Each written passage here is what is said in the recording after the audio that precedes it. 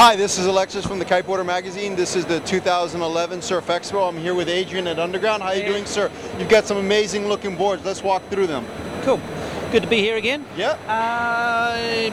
Kind of missing a couple of the beginner ones at the moment, the Tahi and the FLX, but I'll run through some of the newer stuff from this year. Yep. These are the Stellar Lightwing boards. This is the 138 and the 144. They're not really new, they're the same as last year. Yep. We've also added this one here. The 144 that we've had there, it's a great Lightwing board, but it's a Lightwing board that you can still freestyle on. Right. This one here is a full-on Lightwing board, which we haven't really had before. Right. It's inverse side cut rails, right. and it's slightly shorter on the toe side than the heel side. You can see that, folks. Cool. It's also has three fins on it, so you have a 50mm on the heel side, 40mm in the middle, and 30mm on the toe side, because you don't need so much on the toe side edge. One thing that's quite different about it is it's a light wind board, but the big thing with light wind boards is controlling the power, so you don't get overpowered with it. Right. It's reasonably stiff through the middle, but flexible on the tips. You can see if I flex that, it's not flexing a whole lot under my hand, it's flexing mainly in the tips. And that gives you control. Like if you can power up and slow the board right down, the kite will fly forward in the window and it'll bring everything back down and give you the range. You're not having to muscle the board. No, it's easy, comfortable board to ride. Yeah. So it's 500 wide on the tips, pretty monster wide, yep. and 150 long. Okay. So that's a Lightwing board. Also new this year is the SRF. Now this board here is designed to be a twin tip to be ridden in the surf. It's got a surfboard style tucked edge in the middle here, and you can see that rail tapers through the back there to a normal twin tip edge in the tail there. On the deck it's got a turned up edge. So you see that lip right there, folks. The ABS rail's virtually pointing upwards, so it's got half of a surfboard rail in the middle, but it actually tapers out just like a surfboard rail towards the tail. The board's 140 by 40 long. It's set up for 3 fins at each end, and it actually comes stock with 70mm fins on the outside, 2 70mm surf fins, and an 80mm surf fin in the middle. You can set it up with all the full-on surf fins at both ends, or you can set it up with 50mm at one end and surf fins at the other, and you can just ride 2 fins at one end if you want. So kind of versatile setup. You've got to tune it into what you like, how you like to ride it. Also had quite a few guys riding it just with four 50mm fins, like standard fins, and in that sort of setup with the tucked edge and the spine in the centre here, makes it very smooth, super smooth, rough waterboard. I don't know if you folks can see it, but there's actually a definite V through the middle of the board. And tell us, so that means that the board rides more rail to rail. It splits the water, gives you a very smooth ride, and the tucked edge there, that really sucks the board down in the water and makes it very, very smooth to ride.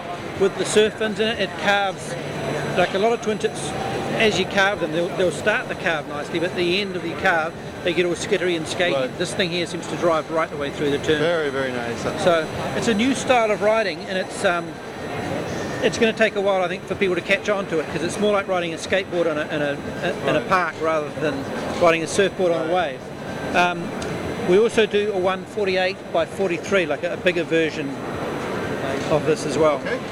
Nice. So it's very nice twin tip for surf, which is kind of a new concept. So it'll be interesting to see how that goes. Well, there's a lot more guys riding in the waves now. Yeah. Again, we've got our Kipuna. This has been out for quite a few years now, and there's still nothing quite like that. Right. A few refinements to last year, but it's essentially the same shape. It's just slightly nicer build. Changed the core foam slightly, made it a bit stronger. I've kind of gone through this one before with you, but it's a surfboard, but the centre of gravity is lower because you're standing close to the bottom in here. Makes it very stable, very easy to ride. It's very flexible. If you can see it actually flexes, quite straight.